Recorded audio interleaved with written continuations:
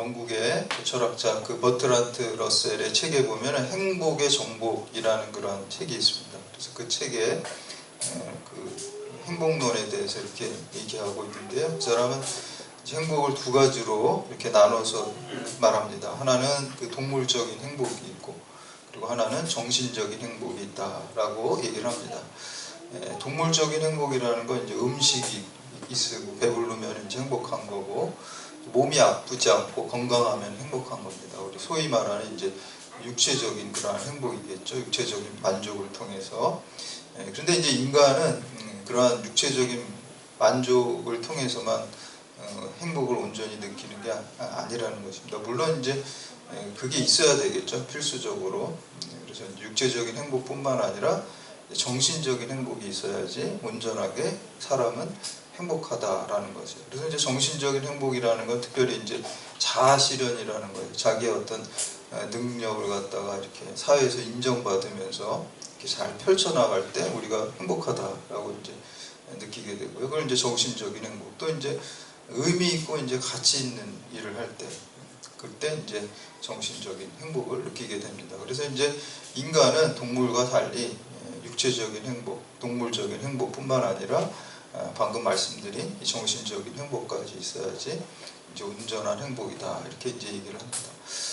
그러나 이제 우리 이제 기독교인들은 여기서 이제 영적인 행복, 또 영원한 행복이 있어야지 그게 참된 행복이라고 말합니다. 그래서 이제 우리 기독교인들은 그 예수님 안에서의 행복과 예수님 밖에서의 행복을 나누어서 생각할 수 있어요. 예수님 밖에서의 행복은 바로 지금 말한 것 같이 동물적인 행복, 또 정신적인 행복이 다 포함될 수 있겠습니다. 자연인의 행복이겠죠. 그래서 그러한 행복들, 또 돈과 또 명예와 권력과 뭐 이런 것들이 다 이제 자연인의 행복입니다. 근데 이 자연인의 행복은 상대적인 행복이에요. 왜냐면은 내가 돈이 있어서 행복한데 나보다 돈 많은 사람 만나면은 갑자기 불행해져. 비교해가지고. 내가 이제 높은 자리에 있는데 행복한데 나보다 더 높은 사람 만나면 갑자기 이제 불행해져. 그래서 상대적인 행복이에요. 세상적인 행복은. 그 이제 자연인의 행복이고, 또 한 가지는 일시적인 행복이에요. 세상적인 행복. 영원한 게 아니잖아요. 죽을 때까지 그거를 내가 지킨다고 할지라도 우리가 수명이 다하는 순간 없어지는 거예요. 그래서 영원하지 않다는 거는 좀 다른 말로 하면은 진리가 아니고 참된 게 아니잖아요. 좀 거짓된 거죠. 일시적이고 순간적인 행복이기 때문에. 반면에 예수님 안에서의 행복은 영원한 행복이고 또 참된 행복이고 그리고 절대적인 행복입니다. 이게 이제 신앙인의 행복이고 예수님 안에서의 참된 그러한 행복입니다. 그래서 마치 이제 일시적인 행복, 세상적인 행복은 그게 우리한테 뭐 기쁨을 주기도 하고 행복을 주기도 합니다. 근데 그게 이제 영원하지 않고, 마치 우리 좀 극단적인 비유를 하자면은 어떤 마약 같은 거 하면은 순간적으로 기쁘잖아요. 어떤 기쁨과 쾌감을 주잖아요. 근데 결국에는 이제 그게 나를 망치게, 나를 파멸로, 죽음으로 인도하는 것 같이 우리가 예수님 밖에서, 예수님 떠나서 그냥 세상적인 행복과 기쁨만 추구하다 보면은 결국 그 마지막은 파멸과 죽음이 있게 된다라는 것입니다. 거기에 도취되면 안 돼요. 오히려 하나님께서 그러한 세상적인 행복의 조건들을 우리에게 주셨을 때 우리 예수님 안에서 행복한 사람들은 그걸 가지고 주의 일을 위해서 바르게 사용할 때 그것이 영원한 행복이 될 줄로 믿습니다. 돈을 하나님께서 나에게 많이 주셨으면 세상 사람들, 예수님 밖에 있는 사람들은 그걸 가지고 내가 즐거움을, 또 나 어떤 육체적인 그 어떤 쾌락으로 해서 그거를 사용하지만, 믿는 사람들은 하나님께서 나에게 돈 주셨구나, 선교하고 구제하라고, 또 흘려보내라고 나한테 주셨구나, 이렇게 사명으로 연결시켜. 그게 영원한 행복이 될 줄로 믿습니다. 왜냐하면 하나님이 그거를 반드시 기억하시고 우리에게 영원한 생명과 상급을 주시기 때문입니다. 그래서 오늘 우리가 함께 읽은 말씀은 예수님의 행복론이에요. 그래서 우리 그 성경에 보면은 행복이란 단어하고 또 성공이라는 단어가 뭐 별로 사용되지 않아요. 근데 복이라는 단어는 참 많이 있죠. 그래서 이 복이 결국 행복론이고요. 이 복이 성공론이에요. 성공론. 그래서 이제 기독교적인 성공론, 기독교적인 행복론, 또 성경적인 성공론, 또 성경적인 행복론. 그래서 복에 대해서 오늘 산상수훈으로서 예수님께서 산에서 이렇게 사람들에게 8가지 팔복에 대해서 말씀하시는데, 이거는 예수님의 행복론, 예수님의 성공론이라고 할 수가 있습니다. 예전에 이제 어떤 교회에 이렇게 앞으로 지나가다 보니까 그 목사님이 강조하는 게 결혼은 내 목적은 행복이 아니다 거룩이다, 이렇게 이제 그 슬로건을 걸어놨더라고요. 근데 아마 이제 뭐 저는 그게 무슨 의미인지 알 수가 있겠습니다. 왜냐면은 그 결혼이라 해가지고 세상적인 행복, 여기서 이제 사용한 그 목사님이 말하는 거는 세상적인 행복을 추구하다 보면 돈을 많이 벌고 뭐 권력이 있고 뭐 이런 거를 추구하다 보면은 가정이 깨질 수가 있기 때문에 그런 세상적인 행복을 추구하지 말라, 우리가 거룩한 거, 하나님의 말씀을 쫓아가라, 그런 의미로 그걸 쓰셨겠죠. 그런데 이제 오늘 말씀에 우리가 함께 읽은 예수님의 행복론은 좀 다른 걸 볼 수가 있어요. 왜냐하면은 예수님의 행복론은 오히려 하나님 말씀대로 사는 게 행복하다라고 이렇게 말씀하고 있어요. 그리고 존 웨슬리라는 그 감리교 창시자 그 목사님은 거룩이 행복이다. 거룩이. 돈 많이 벌고 그냥 세상적인 걸 추구하는 거는 멸망이기 때문에, 거룩이라는 게 뭐예요? 구별됐다는 뜻이잖아요. 하나님 말씀을 쫓아간다는 거잖아요. 세상 사람들은 자기의 욕망을 쫓아가고 자기의 가치관을 쫓아가고 자기의 신념을 쫓아가지만 우리 믿는 사람들은 거룩한 거예요. 거룩이라는 건 속되다는 것과 세속적이라는 것과 반대되는 거잖아요. 성스럽다는 거잖아요. 거룩이라는 게. 성스러운 게 뭐야? 하나님 말씀을 쫓아가는 거예요. 근데 하나님 말씀을 쫓아가는 그 거룩한 삶, 구별된 삶, 가치관이 구별됐어요. 믿지 않는 사람들은 세상적인 걸 쫓아가는데 우리 믿음의 사람들은 하나님의 말씀을 쫓아가, 그 가치를 쫓아가는 거잖아요. 근데 그게 거룩한 건데 그 거룩한 게 행복이라는 거예요. 아, 네. 거룩을 떠나서 하나님 말씀을 떠나서 사는 게 일견 좋아 보일 수는 있어요. 돈도 많이 벌고 권력을. 근데 그게 아까 말씀드린 것처럼 결국 하나님을 떠나서 사는 삶은 그 마지막이 멸망이기 때문에 진짜 행복이 아니라는 거예요. 그래서 일시적인 행복. 우리가 뭐 어떤 무슨 뭐 마약 같은 걸 통해서 일시적으로 막 쾌감을 느낀 거를 행복이라고 말할 수가 없잖아요. 그런 것과 마찬가지로 우리가 하나님 말씀을 쫓아서 거룩하게 사는 게 진짜 행복이고, 그리고 그게 우리에게 영원한 행복이 될 줄로 믿습니다. 그래서 예수님도 그렇고 존 웨슬리 목사님도 그렇고 거룩하게 사는 게 행복이에요. 여러분들도 오늘 하나님 말씀을 쫓아서 살려고 이렇게 막 무던히 기도하고 노력하고 그렇게 하잖아요. 그게 행복인 줄 믿으시기를 바랍니다. 하나님 모르고 살아가면은 행복한 게 아니에요. 일견 보기에는 좋아 보이지만 행복한 게 아닙니다. 우리가 하나님 뜻대로 살려고 발버둥치고 기도하고 또 실수하고 그래도 하나님 앞에 나와서 눈물로 회개하고 이렇게 하는 게, 그게 여러분의 삶이 주 안에 있기 때문에, 예수님 안에 있기 때문에, 진리 안에 있기 때문에 그게 이제 행복한 삶을 사는 거예요. 그래서 오늘 특별히 예수님께서 좀 구체적으로 그러면 행복한 삶이 무엇인지, 행복해지는 8가지 방법, 이렇게 8가지 하면은 행복해진다, 이게 거룩을 통해서 행복을 이룬다라는 것을 말씀하고 있습니다. 그래서 여러분들 뭐 팔복에 대해서 많이 알고 계시지만 그래도 오늘 말씀 우리가 다시 한번 함께 나누고 묵상하면서 마음에 새기고 또 기도의 제목으로 삼으시고 결단하시는 그러한 시간 되시기를 주님의 이름으로 축복합니다. 네. 첫 번째는 마음이 가난한 사람은 천국을 얻기 때문에 행복합니다. 우리가 마음이 좀 가난해야 됩니다. 이게 무슨 의미일까요? 우리 3절 말씀 함께 봉독합니다. 시작.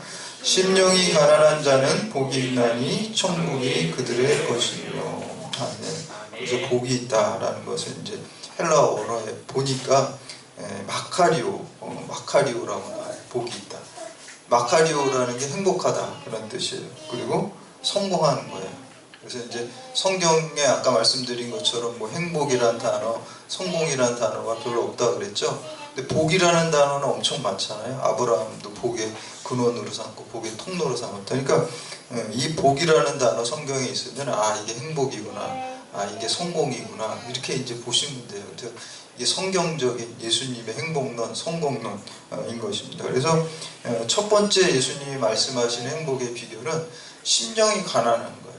우리 이제 예수님께서는 가난을 한 세 가지로 말씀하세요. 진짜 실제적으로 가난한 게 있고 또 자발적인 가난이 있고 영적 가난이 있어요. 근데 오늘 말씀은 영적인 가난함을 가질 때 우리가 행복해질 수 있다라고 이제 말씀하고 있습니다. 예수님은 사실 이 세 가지 가난을 다 가지고 계셨어요. 실제로 이제 마옥간에서 태어나시고 나사렛이라는 빈민촌에서 자랐잖아요. 진짜 문자 그대로 가난하게 사셨어요, 평생. 그리고 이제 자발적으로 가난을 선택하신 거예요. 왜냐하면은 예수님께서 뭐 능력이 없으셔서 가난한 게 아니잖아요. 가난한 사람들에게 우선적으로 찾아가고 예수님은 모든 인류의 그 주님이시지만 우선적으로 가난하고 또 병들고 약자들에게 우선 찾아가신 것을 볼 수가 있어요. 그래서 예수님께서는 자발적으로 가난하셨고 또 오늘 말씀에서 특별히 이제 강조하는 것은 심령이 가난한 자, 영적 가난, 심령이 가난한 게 무슨 뜻일까요? 그거는 어떤 세속적인 욕망을 버리고 또 하나님 뜻대로 살아가는 그 모습이 이제 심령이 가난하다. 마음을 비우는 거예요. 세상적인 욕심을 비운 상태. 근데 여기까지만 얘기하면 사실 불교하고 다를 게 없어요. 불교에서는 거기 뭐 8정도, 거기도 이제 8가지 해가지고 인생의 고통에 이제 결론적으로 한마디로 요약하면 욕심 때문에 괴롭다는 거예요. 욕심을 버리고 마음을 비우면 행복하다는 거예요. 불교에서 말하는. 근데 우리는 그래서 이 불교는 최종적인 목적이 공과 허로 가는 거예요. 공으로 가는, 아무것도 없어지는 상태로 가는 거예요.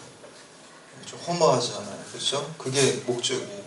아무것도 없는 상태로 가는 거. 근데 기독교는 아무것도 없는 상태로 가기 위해서 비우는 게 아니에요.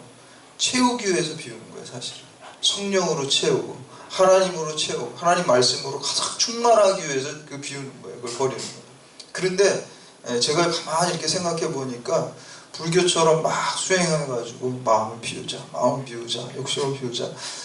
뭐 아주 수행을 많이 하신 분들은 그럴 수 있는데 아무리 수행을 많이 해도 인간은 저는 다 똑같다 그래요. 어느 순간 욕심이 맨날 들락거려요. 다 들어와요. 그렇게 훌륭하고 존경받는 뭐 스님들도 그 마음속에 욕심이 들어온다는 거예요. 뭐 성철 스님이나 법정 스님이나 그런 분들도 그랬으리라고 생각합니다. 성철 스님도 뭐 고백하잖아요. 자기 마음속에 아주 그냥 죄악된 생각이 가득하다. 그게 그렇게 이제 인간이 그런 거예요. 사실은 그 말이 맞아요. 그래서 우리가 그냥 우리 스스로 비우려고 그러면 안 비워져요. 그럼 어떻게 비울까요? 성령으로 채우면 비워집니다. 내가 그냥 내 스스로 비우려고 그래봤자 안 비워져요. 우리 컵에 이렇게 빈 컵에 공기가 가득 있잖아요. 그 공기를 손으로 이렇게 내보내려고 해도 그게 안 내보내지죠. 공기가 나갔다가 거기 막 들어오죠. 순간적으로 나갔다. 어떻게 하면은 그 공기를 다 컵에서 내보낼까요? 물을 거기다 부으면 돼요. 그렇죠? 물이 채워지면 공기가 다 나가는 거예요. 마찬가지로 성령이 우리 안에 충만해지면은 세상적인 욕심이 나가게 될 줄로 믿습니다. 그러니까 심령이 가난한 거는 내 힘으로 되는 게 아니에요. 여러분들이 아무리 하려고 해도 저도 그렇고 여러분들도 할 수가 없어요. 그래서 기도하고 말씀 충만하고 성령 충만하게 기도해야 돼요. 하나님이 도우셔서 우리 안에 성령이 충만해지면 세상적인 욕심이 아니라 아 이게 행복이 아니구나. 그게 그냥 머리로만 깨달아지는 게 아니라 진짜 깨달아지는 거예요. 깨달아지면 더 이상 세상 욕심을 안 부리고 사도 바울이 그 얘기 했잖아요. 내가 이전에 추구했던 것, 그 세상적인 욕심, 권력 이런 걸 뭘로 여겼다 그랬어요. 배설물과 같이 여겼다 그랬어요.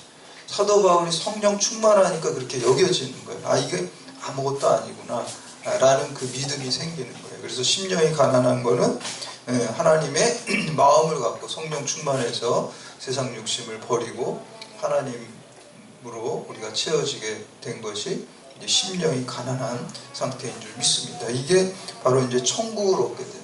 하나님이 우리의 마음을 충만하고 다스리면은 우리 마음을 다스리면은 그게 천국이잖아요. 그래서 심령이 가난한 자, 하나님 말씀 충만, 성령 충만한 자는 주님이 우리를 다스리시기 때문에 천국에 될 줄로 믿습니다. 그게 이제 첫 번째 행복이고요. 두 번째는 애통하는 사람은 위로를 받기 때문에 행복합니다. 우리 4절 말씀 함께 봉독합니다. 시작. 애통하는 자는 복이 있나니 그들이 위로를 받을 것이며. 아멘. 애통하는 자, 이게 헬라어 원어에 보면은 펜데오입니다. 이걸 펜데오는 근심하고 고통스럽다 그런 뜻이에요. 슬퍼하는 거예요. 근데 좀 이상하잖아요. 근심하고 고통스럽고 슬퍼하는 게 행복하다. 그게 말이 안 되잖아요. 불행한 거잖아요. 근데 여기서는 그 대상이 있어요. 슬퍼하는 사람이 행복하다는 거는 내 어떤 죄악과 내 잘못된 점을 슬퍼하는 거예요. 회개하는, 애통해하는 거예요. 그런 사람에게 복이 있다라는 것이죠. 회개의 눈물을 흘리는 사람. 요즘에 보면은 이렇게 잘못해도 회개하지 않는 사람이 많이 있어요. 그걸 인정하지 않는 사람이 많이 있어요. 그 불행한 사람이에요.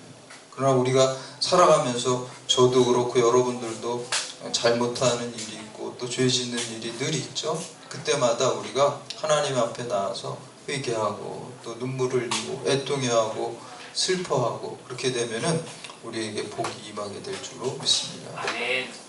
회개할 수 있는 능력이 우리에게 있다는 게 그게 행복입니다. 왜냐하면은 이게 위로를, 하나님의 위로를 받아. 하나님이 어떻게 위로하실까요? 그래, 내가 이해한다. 뭐 이렇게 하고 다음부터 그렇게 하지 말라. 이런 하나님의 위로를 받겠죠. 그렇기 때문에 우리가 행복이에요. 이스라엘의 첫 번째 왕이 사울 왕이고 이제 두 번째 왕이 다윗 왕입니다. 근데 이제 사울 왕은 하나님으로부터 X표를 받았어요. 버림받았어요. 그러나 다윗 왕은 하나님께서 동그라미 치셔가지고 가장 훌륭한 왕으로 이스라엘 역사에 있어요. 지금도 사실 이스라엘의 국기가 그 다윗 별이잖아요. 삼각형 바르게 된 거, 거꾸로 된 거. 그게 다윗의 별이에요. 다윗의 문양이에요. 그만큼 다윗이 훌륭한 왕이고 다윗의 가문에서 다윗의 후손으로 예수 그리스도가 오셨잖아요. 근데 이제 두 사람의 이렇게 가만히 비교하면은 둘 다 막 전쟁도 잘하고 아주 그냥 키도 크고 뭐 잘생기고 그렇게 했는데 결정적인 차이가 있어요. 뭐냐면은 사울 왕도 죄를 졌고 다윗도 죄를 졌어요. 근데 차이가 뭐냐면 사울 왕은 회개를 안 했어요. 애통해하지 않았어요. 자기 죄에 대해서. 그러나 다윗은 자기의 잘못과 죄에 대해서 애통했을 때 하나님께서 그를 크게 쓰신 줄 믿습니다. 사실 죄만 비교해보면 저는 다윗이 훨씬 크다고 봐요. 사울은 좀 이해가 돼요. 왜냐하면 사울은 자기가 왕에 있으니까 제일 높은 자리에 있는 사람은 늘 불안해. 자기가 이 자리를 뺏길까봐. 그리고 좀 라이벌 된 사람을 막 견제하고. 그 누구나 다 그런 거 있지 않나요? 나 사울랑은 저는 오히려 이해가 오히려 더 많이 돼요. 누구나 그럴 수 있어요. 그러니까 이제 다윗이 막 인기가 많고 그러니까 미워하고, 그쵸? 죽이려고 그러고. 그렇게 했단 말이에요. 다윗은 사실 더 나쁜 것 같아요. 다윗은 자기한테 충성스러운 부하의 아내, 거기에서 그 아내하고 불륜을 하고 또 그 잘못을 덮기 위해서 어떻게 합니까? 살인사주를 하잖아요. 살인사주를 해서 죽이잖아요. 더 나빠요, 죄질로 따지면. 그럼에도 불구하고 다윗은 회개하고 슬퍼하고 애통해서 오늘 말씀해 보면은 애통하는 사람이었어요. 그래서 시편에 보면은 시편 6편에 내가 탄식함으로 피곤하여 밤마다 눈물로 내 침상을 띄우며 내 이유를 적시나이다. 애통해하는 거, 내가 잘못한 거, 회개하는 거. 시편 34편에 여호와는 마음이 상한 자를 가까이 하시고 충심으로 통회하는 자를 구원하시렵니다. 하나님이 어떤 분이신지를 여러분들이 알아야 돼요. 하나님은 우리가 잘못한 것을 통해 자복하고 애통해하는 사람을 물리치시지 않는다는 걸 알았던 거예요. 그래서 우리가 설령 부족하고 잘못할지를 하나님 앞에 나아가서 애통해하고 통해 자복할 때 하나님의 용서와 위로를 받게 될 줄로 믿습니다.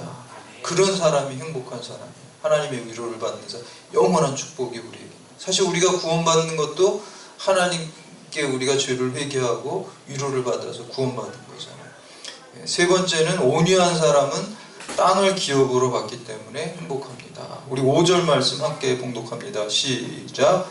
온유한 자는 복이 있나니 그들이 땅을 기업으로 받을 것입니다. 예전에 어떤 그 전도사님이 결혼해서 아이를 낳았어요. 아이를 낳는데 이름을 온유라고 줬어요. 그래서 어떻게 온유라고 줬냐 그러니까 좀 땅을 많이 갖게 해달라고 온유로 줬어요. 이렇게 농담을 했는데, 그래서 이제 자기 아들이 땅을 많이 가졌으면 좋겠다. 그래서 이제 이름이 온유예요. 온유라는 거예요. 온유라는 말이 오늘 헬라어로 프라우스인데, 이거는 이 프라우스라는 말은 야생 동물을 길들이는 거 있잖아요. 우리가 옛날에 그 미국의 서부 영화 같은 데 보면은 야생마를 잡아다가 막 길들이잖아요. 그렇죠? 처음에 뭐 난리치고 그런데 이제 길들여. 그게 이제 온유한 거예요. 우리는 뭐 야생말처럼 막 이렇게 막 그냥 날뛰는 거예요, 사실은. 근데 하나님의 말씀으로, 성령으로 이렇게 길들여져 가지고 온유하게 되는 거예요. 원래는 안 그래요. 지난 시간에 우리가 교회사 시간에 우리가 삶을 나누고 기도 제목 나눌 때 대부분 말씀하신 게 화와 분노를 그냥 막 우리가 참지 못하는 경우가 많이 있다라는 그런 게 이제 공통적으로 많이 얘기를 했는데, 그 화와 분노를 하나님의 말씀으로, 특히 이제 야고보서 1장 20절에 보면 우리가 성내는 것이 하나님의 의를 이루지 못함이라, 그 말씀을 생각하면서 또 우리 십자가를 바라보면서 내가 화낼 일이 있어도 누가 나를 화내게 할지라도 십자가를 그때 우리가 딱 생각하고 바라보면서 주님은 나 같은 죄인도 용서해 주셨는데 뭐 이건 아무것도 아니야, 이렇게 이제 우리가 좀 신앙의 복원력을 가지고 마음을 돌이켜서 좀 화를 다스리고 분노를 다스려야 될 줄로 믿습니다. 이게 온유예요. 그리고 예수님 스스로 본인의 성품을 스스로 얘기하신 것 중에 두 가지가, 나는 온유하고 겸손하다 그래서 나에게서 배우라 그랬어요. 그러니까 온유함을 예수님을 바라보면서 배워야 돼. 그리고 민수기 12장에 보면은 모세에 대해서 하나님이 평가하신 게 있어요. 모든 세상에서 모세보다 온유한 자가 없다 그랬어요. 근데 모세가 원래 그런 사람인가요? 아닙니다.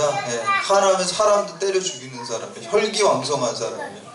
그렇잖아요. 이집트 40살에 그 이집트의 그 어떤 뭐 노예를 감독하는 이스라엘 사람들을 관리 감독하는 사람을 쳐서 죽였잖아요. 온유한 사람이 아니에요. 그냥 욱하는 사람이에요. 그런데 미디안 광야로 도망가고 40년의 광야 학교를 지나게 되면서 길들여진 거예요. 40년이 걸렸어요. 그게 얼마나 긴 세월입니까? 그래서 이제 완전히 이제 나는 아무것도 못합니다 하는 때 하나님께서 찾아오셔서 그를 사용하시는 것을 볼 수가 있습니다. 그래서 이렇게 말씀으로 우리가 길들여야 되고, 그리고 가나안 땅, 약속의 땅으로 이스라엘 백성을 인도하는 그 일을 모세에게 맡기는 것을 볼 수가 있습니다. 온유할 때 맡기는 거예요. 마찬가지로 우리도 온유해질 때 우리가 하나님께서 약속하신 새하늘과 새 땅, 천국에 이르게 된다는 것입니다. 그렇기 때문에 온유한 사람을 땅을 기업으로 받기 때문에 행복한 것입니다. 네 번째는 의에 줄이고 목마른 사람은 배부를 것이기 때문에 행복합니다. 6절 말씀 함께 공독합니다. 시작. 의에 줄이고 목마른 자는 복이 있나니 그들이 배부를 것입니다. 아멘. 우리가 이제 배고픈 거, 저도 배고픈 거 잘 못 참는 편인데, 배고프면 우리가 참기가 어렵죠. 막 그냥 그 먹는 것만 생각나잖아요. 목마르면 그냥 마실 것만 생각나잖아요. 그것처럼 의에 줄이고 의에 목말라야 돼. 의에 줄이고 의로 하나님의 공의가 실현돼야 되는데, 하나님의 사랑이 실현돼야 되는데, 이렇게 해야 돼. 근데 여기서 이제 배부르다는 단어 원어에 보니까 코르타조는 그냥 조금 배부른 게 아니라 부족함이 없이 포식해서 배부른 상태. 오병이어의 기적에 보면은 사람들이 다 그냥 배불리 먹고서 남은 거를 막 걷어 들였잖아요. 그런 상태. 먹고 넘쳐서 이제 너무 배 두들기고 그런 충만함이 있다라는 거예요. 여러분, 다윗의 시편 그 23편에 보면은 여호와는 나의 목자시니 내게 부족함이 없으리로다, 이렇게 말씀하고 있어요. 그 공동 번역 성경의 그 구절을 보면은 야훼는 나의 목자, 내가 아쉬울 것 없도다, 그 말씀을 하고 있어요. 아쉬울 것 없는 상태가 바로 배부른 상태. 그러니까 배부르니까 아쉬울 게 없잖아요. 여러분, 우리가 아쉬울 게 있으면은 권력 있는 사람 찾아가야 되고 돈 있는 사람 찾아가서 우리가 사정해야 돼요. 그렇죠? 굽신굽신 그래야 돼요. 근데 하나님께서 우리의 그 목자가 되시면은 이 세상에 아쉬울 게 없어요. 아쉬울 것 없는 게 얼마나 큰 행복입니까? 여러분, 인생에 있어서 내가 아쉬울 것 없다. 그게 이제 우리가 행복이고, 그게 배부름을 얻은 상태입니다. 의에 줄이고 목마른 사람은 그러한 배부름의 축복, 아쉬울 것이 없는 그러한 축복을 얻게 될 줄로 믿습니다. 다섯 번째는 자비한 사람은 자비를 입을 것이기 때문에 행복합니다. 우리 7절 말씀 함께 봉독합니다. 시작. 긍휼히 여기는 자는 복이 있나니 그들의 긍휼히 여김을 받을 것이요. 아멘. 긍휼이라는 단어는 자비, 사랑, 용서 이렇게 이제 번역을 합니다. 행복한 삶을 사는 비결은 하나님 아버지의 마음을 갖고 사는 것입니다. 하나님 아버지의 마음이라는 것은 또 우리가 긍휼히 여기는 마음, 또 죄를 용서하는 그러한 마음, 자비와 사랑과 용서의 마음입니다. 왜 그래 행복합니까? 내가 누군가를 용서하면, 그 용서 긍휼히 여기면, 자비롭게 여기면 나도 하나님으로부터 긍휼히 여김을 받기 때문입니다. 여러분, 하나님께서 나를 긍휼히 여기시면은 사실 다 끝난 거예요. 인생의 문제. 하나님 나를 불쌍히 여기시면 끝난 거예요.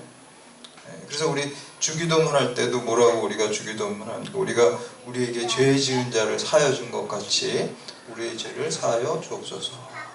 이렇게 얘기하는 거예요. 그래서 우리가 자비한 사람은 다른 사람을 자비롭게 대하고 용서하고 긍휼하게 여긴 사람은 똑같이 하나님께서 우리를 자비를 주시고 우리에게 긍휼하게 여기시기 때문에 우리가 행복하게 될 줄로 믿습니다. 이게 행복의 비결이에요. 자비로운 사람이 되는 거.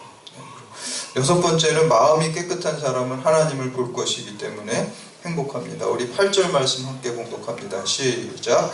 마음이 청결한 자는 복이 있나니 그들이 하나님을 볼 것이요. 아멘. 여기서 이제 청결하다는 건 헬라어 원어로 카타로스인데 우리가 아주 깨끗한 옷을 이렇게 얘기를 하고 쭉정이가 제거된 알고 또 이제 불순물이 전혀 없는 순도 100%의 금. 요즘 뭐 금값이 비싸다 그러는데 금처럼 순도 없이 깨끗한 상태를 바로 이제 청결한 상태다라고 말하고 있습니다. 하나님은 우리의 중심을 보신다 그랬어요. 우리의 중심을 보신다는 건 우리의 마음을 보신다는 거예요. 사람들은 외모를 보지만, 겉모습만 보지만 하나님은 우리의 마음을 보시고 중심을 보고. 근데 마음이 순수해야 돼요. 여러분들 주변에도 그렇잖아요. 너무 그냥 립 서비스만 잘하고 그냥 겉으로만 그럴듯하게 하는 사람, 위선자처럼 저희가 좋아하지 않잖아요. 그렇죠? 여러분도 그런데, 그리고 우리는 또 속아 넘어갈 수도 있어요. 그런 거예요. 근데 하나님은 속아 넘어가지 않죠. 우리의 중심과 생각과 마음을 다 감찰하시고 보시니까. 그러니까 순수한 마음이 제일 중요해요, 여러분. 기도할 때, 신앙생활할 때, 또 뭐든지 여러분 진짜 순수한 마음으로 내가 이거 하나님 주세요. 이거는 정말 하나님의 일을 위해서, 하나님께 영광 돌리기 위해서 제가 이거 하겠습니다. 이렇게 말로만 하면 안 돼요. 진짜 그 마음으로 해야 될 줄로 믿습니다. 하나님 보세요. 순수하게 해야 돼. 순수한 게 제일 중요합니다. 순수한 마음으로 진짜 하나님의 영광을 위해서 우리가 구하고 바라야 되지, 그냥 말로는 뭐 하나님의 영광을 위해서 이렇게 한다고 그러고 속마음에는 그냥 나를 내세우려고 그러고 또 내 영광을 추구하려고 하고, 그렇게 되면 안 된다는 거예요. 그렇게 되면 순수한 마음. 왜냐하면 그러고 여러분이 순수하게 하나님을 위해서 할 때 그때 하나님께서 여러분들 다 더 크게 결국에 높여주실 줄 믿습니다. 내가 나를 높이려고 하면 안 됩니다. 우리가 하나님만 높이려고 할 때 순수하게 하면 하나님께서 우리를 높여주시게 될 줄 믿습니다. 아멘. 그게 진짜 영광입니다. 우리. 그러니까 내가 스스로 내가 영광을 차지하려고 그러지 말고 우리 기독교인의 영광은 그냥 순수하게 하나님만 영광 받아옵소서 하면은 하나님이 알아서 그냥 영광 우리에게 더 크게 반사시켜준다니까요. 그게 진짜 영광입니다. 그래서 여러분 순수한 마음으로 하나님께 영광 돌릴 때 우리가 누구를 본대요? 하나님을 배웠게 된다. 순수하고 깨끗한 마음. 그래서 그것이 행복의 비결입니다. 마음을 깨끗하게 하고 청결하게 하고 순수하게 하는 게 그게 행복의 비결이에요.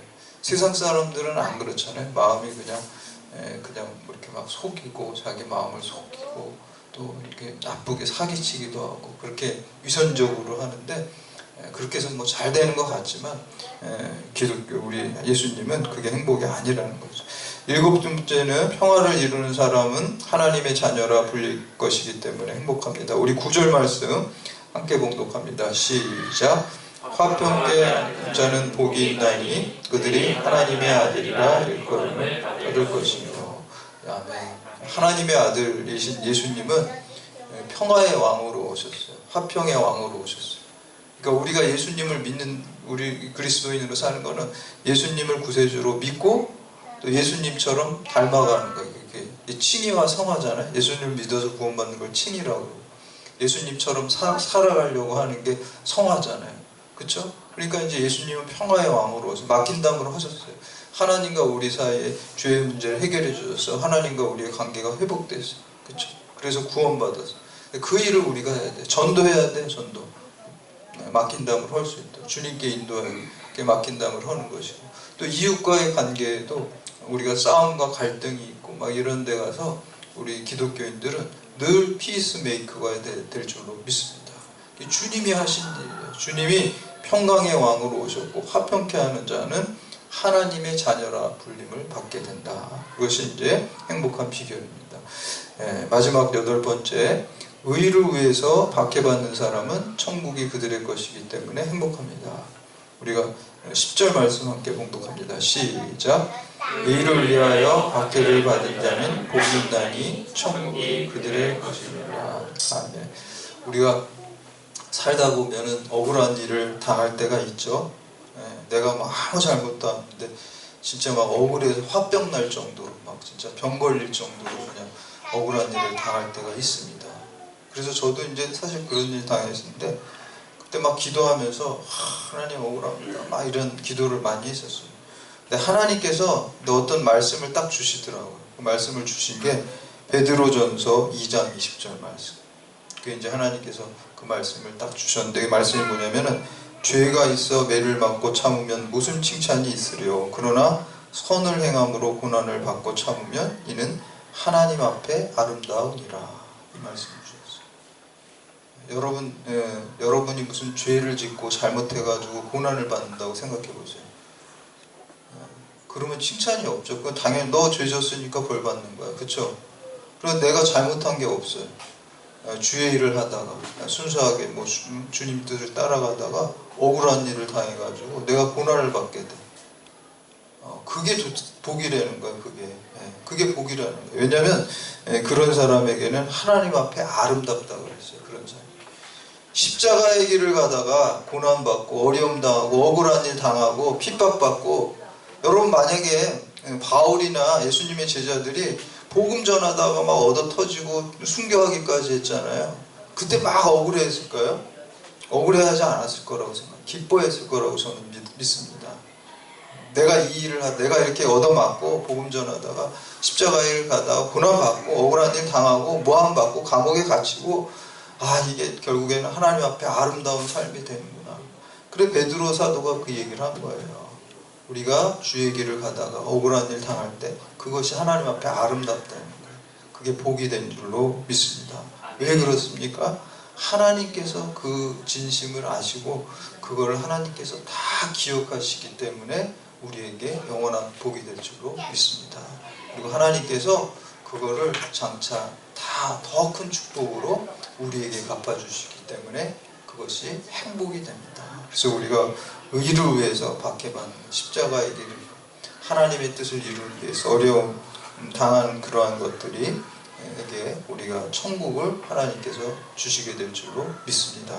사랑하는 여러분, 오늘 예수님께서 행복해지는 8가지 방법 말씀하셨어요. 그래서 이것을 우리가 늘 묵상하고 마음에 새기고 여러분들이 이 길을 따라가면서 영원한 행복, 참된 행복, 또 영생 복락을 누리고, 또 여러분만 누리면 안 됩니다. 이 행복을 갖다가 모르는 사람들이 많아요. 모르는 사람들한테 전파하는 사명을 잘 감당하시는 여러분들 다 되시기를 주님의 이름으로 축원합니다.